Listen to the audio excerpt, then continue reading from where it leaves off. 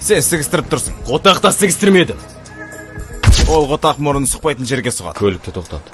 Не? Тоқтат деймін.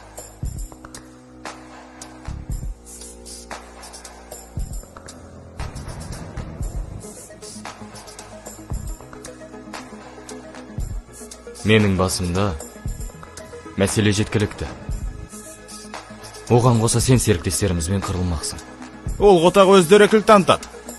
Өзі бір бастықсымақ сияқты жүреді. Ол онсыз да Комптонның бастығы. Әрдайым сен онымен қырылған сайын жеңілесің, ал зардабын шегетін мен.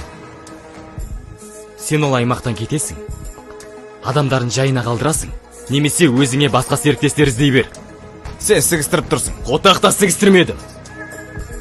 Бәрін мен тұрғыздым. Мен тастың үстіне тас қойдым.